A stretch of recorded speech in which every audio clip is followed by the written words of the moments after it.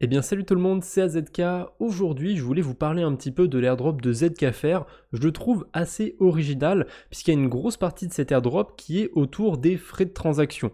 En gros, si vous avez fait des transactions sur ZKFR et aussi sur d'autres blockchains, une partie des frais de transaction que vous avez dépensés est remboursée. Voilà, vous avez reçu des tokens ZKFR, enfin vous n'avez pas reçu, vous pouvez réclamer ces tokens-là, ils ne sont pas directement dans votre portefeuille.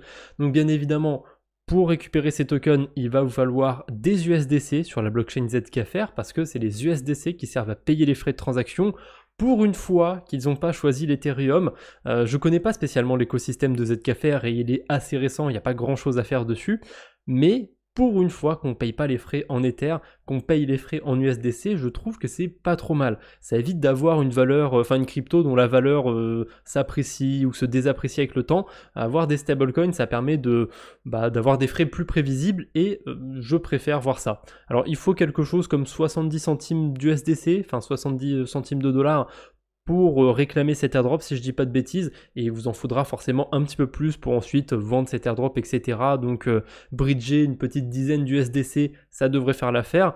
Le souci, c'est que ça rembourse des frais de transaction, donc vous allez probablement venir réclamer quelques dollars ou quelques dizaines de dollars pour ceux qui ont fait le plus de transactions.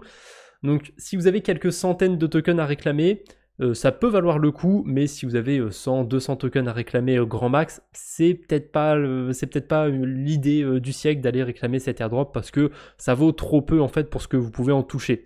Moi sur ce wallet j'en ai à peu près 900, je vais vous montrer combien j'en ai, ça vaut 13 $. C'est pas un gros airdrop, j'ai vu qu'aussi si vous avez fait des trucs du côté de ZKFR, etc., vous pouvez avoir plus de tokens, donc dans le doute, je vous mets le lien dans la description, vous connectez votre wallet, et si jamais vous avez un plus gros airdrop que moi, tant mieux, vous pouvez éventuellement bridger des cryptos pour aller réclamer cet airdrop.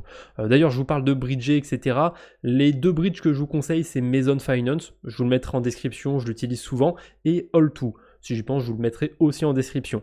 Par contre, on va pas pouvoir venir connecter le wallet Rabi, il prend pas en compte la blockchain ZKFR, c'est dommage.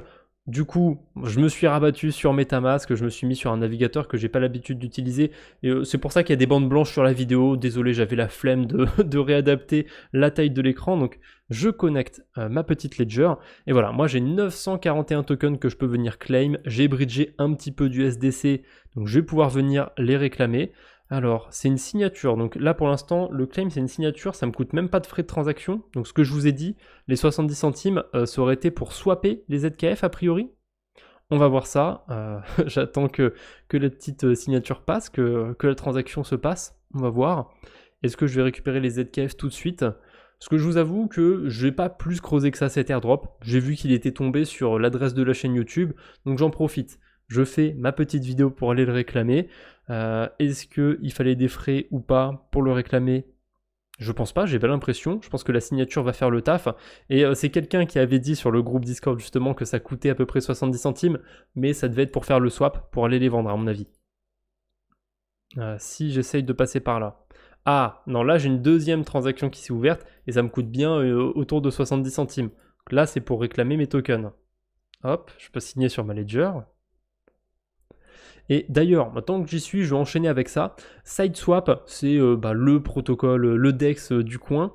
Et il y a un truc qui est assez intéressant, c'est qu'ils vont aussi lancer un airdrop, tant qu'à faire. Et un des critères de cet airdrop, c'est si vous avez des tokens ZKF.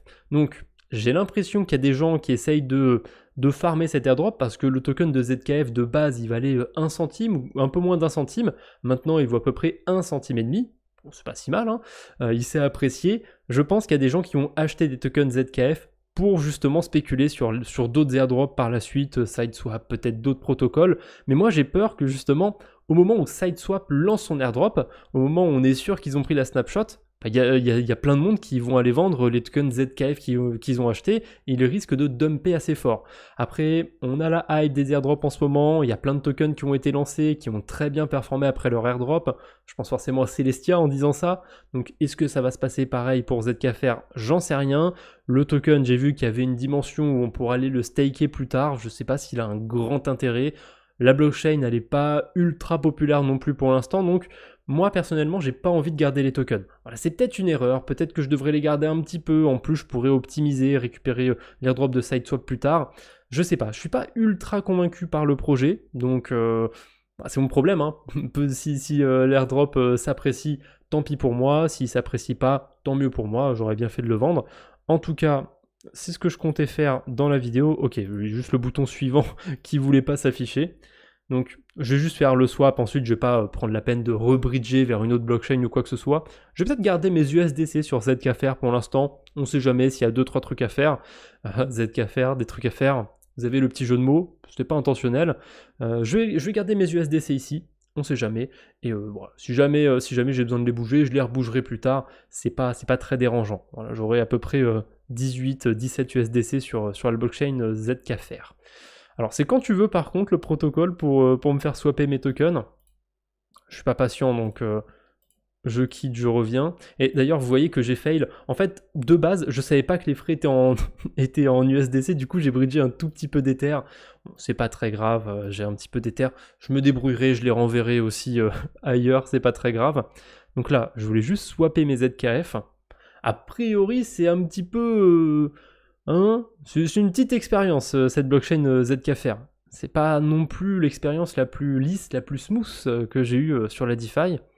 C'est quand il veut le protocole pour m'ouvrir ma transaction. Non, tu veux pas? Bon. Bah écoutez, c'est pas grave, je vais réessayer de faire la transaction dans mon coin. Ok, super. Le temps que je termine ma phrase, la transaction, elle s'est ouverte. Bon, bah finalement, je vais pas faire la transaction dans mon coin. Attendez, elle s'ouvre en double maintenant.